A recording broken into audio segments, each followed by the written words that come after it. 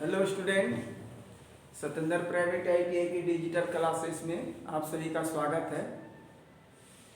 आइए आज तापमान का मेजरमेंट कैसे लिया जाता है उसके बारे में हम लोग पढ़ते हैं। तो तापमान का मेजरमेंट जो है किसी भी वस्तु का आंतरिक ऊर्जा की स्थिति को देखा जाता है। आंतरिक ऊर्जा जो है वो ऊष्मा के द्वारा दी जाती है, माने वस्तु पर ऊष्मा के द्वारा आंतरिक ऊर्जा में जो है ट्रांसफर की जाती है। तो तापमान का मेजरमेंट लेने के लिए चार प्रकार से लिया जाता है। पहला है फारेनहाइट, जिसे F से इंडिकेट किया जाता है, डिग्री F से। सेंटीग्रेड जो है इसको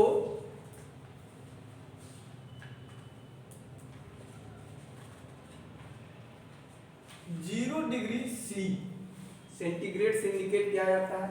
और केल्विन जो है वो K से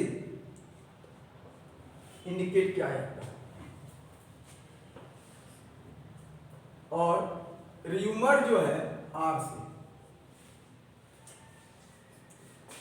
तो फारेनहाइट जो है क्या है? तो फारेनहाइट जो है पानी के फ्रीजिंग पॉइंट यानी हिमांक, शीतलता। तो पानी का जो है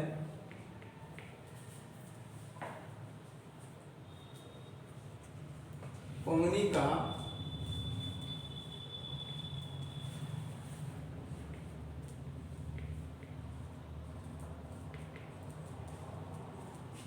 फ्रीजिंग पॉइंट पहले देखा जाता है कि पानी का फ्रीजिंग पॉइंट जो कि जमना शुरू करता है वो कितना से करता है। तो ये जमना जो शुरू करता है ये 32 डिग्री फारेनहाइट पे करता है। और उसके बाद इस पानी का जो है बॉइलिंग पॉइंट यानी हीटिंग पॉइंट, पानी का हीटिंग पॉइंट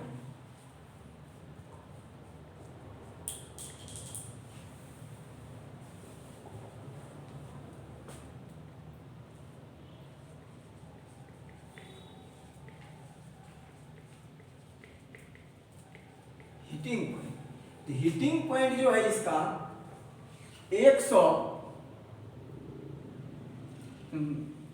212 डिग्री फारेनहाइट। तो इसमें से देखिए फ्रीजिंग का जो पॉइंट है पानी का हिमांक जो कि जमना शुरू हो जाता है वो 32 डिग्री फारेनहाइट पर, और हीटिंग पॉइंट जो है 212 डिग्री फारेनहाइट पर। तो इसके बीच में अंतर कितना का आता है हमको? 180 डिग्री, 180 का। तो 180 का जो है उसको इस बीच की दूरी को 32 डिग्री फारेनहाइट और 212 डिग्री फारेनहाइट के बीच की पॉइंट को 180 भागों में बांट दिया जाता है। और एक भाग जो है 0 डिग्री फारेनहाइट होता है। इसको कितने भागों में? 180 भागों में बांट दिया जाता है। तो और इसको इंडिकेट जो करता है डिग्री F से। और सेंटीग्रेड क्या है? सेंटीग्रेड जो है इसमें भी पानी का फ्रीजिंग पॉइंट दिखाया जाता है। तो पानी का फ्रीजिंग पॉइंट इसमें जो है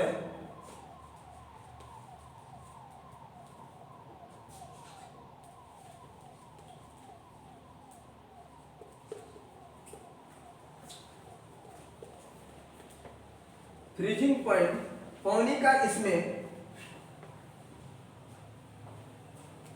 0 डिग्री सेंटीग्रेड और हीटिंग पॉइंट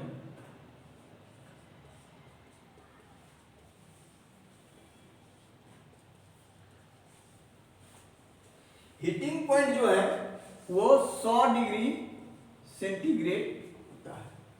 तो इसके बीच की दूरी, इसके बीच का जो भाग होता है यानी को 100 बराबर भागों में बांट दिया जाता है और एक भाग जो है वो 1 डिग्री सेंटीग्रेड कहलाता है। यानी अगर फ्रीजिंग पॉइंट यहां से आया, इसके बीच में 100 है, तो अगर जैसे जैसे हीटिंग दिया जाएगा वैसे वैसे ये डिग्री में बढ़ता जाएगा, यानी पूरा हीटिंग जो है वो 100 डिग्री सेंटीग्रेड पर हो जाता है। तो इस दोनों में एक संबंध भी है। अगर हम फारेनहाइट से सेंटीग्रेड में अगर ट्रांसफर करेंगे, अगर निकालेंगे तो वो भी निकल जाता है, उसको देखते हैं बाद में। उसके बाद है केल्विन। तो केल्विन का जो है तापमान मेजरमेंट लेने के लिए इसमें से जो है पानी का हिमांक जो देखा जाता है यानी फ्रीजिंग पॉइंट,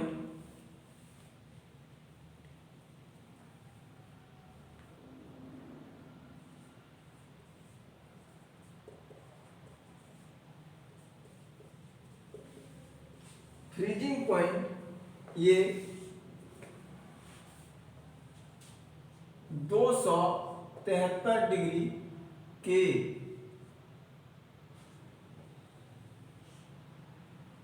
सॉरी डिग्री नहीं होगा, 273 के, और इसका बॉइलिंग पॉइंट, बॉइलिंग यानी हीटिंग पॉइंट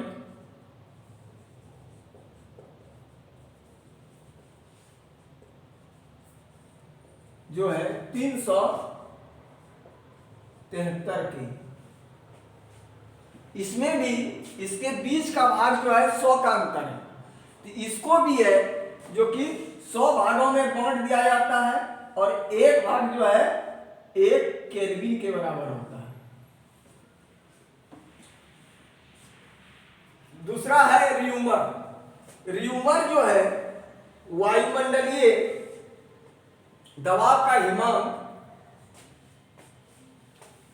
चेक करने के लिए क्या जाता है, तो वायुमंडलीय दबाव जो है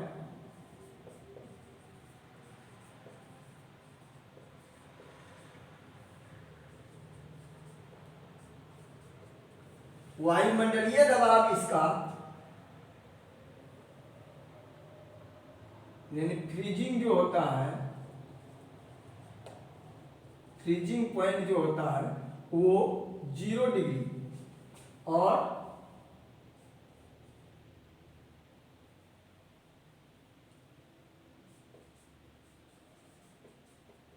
हीटिंग पॉइंट जो होता है वो 80 डिग्री के लगभग होता है। इसको 80 बराबर, इसके बीच के भागों को 80 बराबर भागों में बांट दिया जाता है। तो इसमें से संबंध देखते हैं।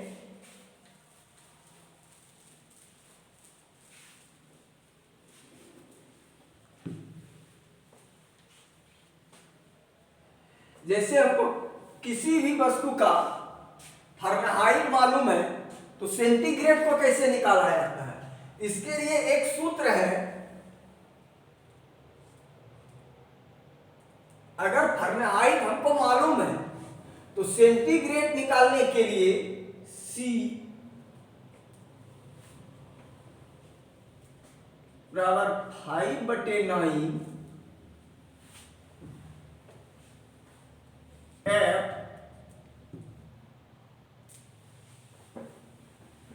-32।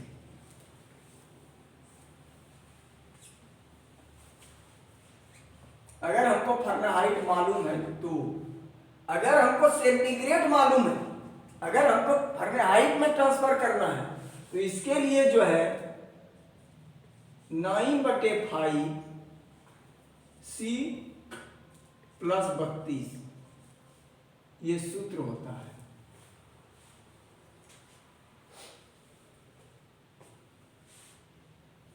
और एक सूत्र है जो कि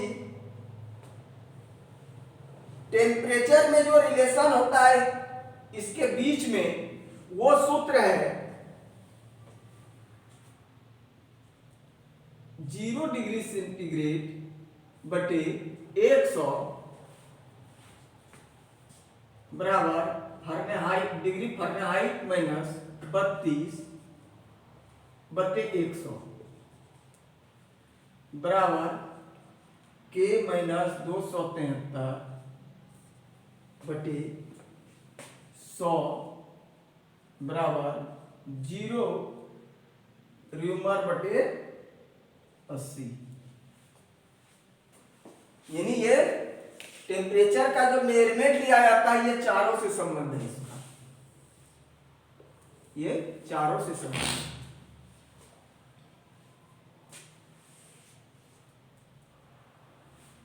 ये तो समझ गए होंगे कि तापमान का मेजरमेंट कैसे लिया जाता है और उसका कौन कौन से तापमान मापने का पैमाना है। तो उसमें है एक फारेनहाइट, दूसरा सेंटीग्रेड, तीसरा केल्विन और चौथा र्यूमर। इसको इंडिकेट ऐसे किया जाता है, अगर यही केल्विन में अगर डिग्री डाल दिया जाए तो वो सही नहीं होगा। नेक्स्ट क्लास में फिर अगले टॉपिक पे चर्चा करेंगे, तब तक के लिए धन्यवाद।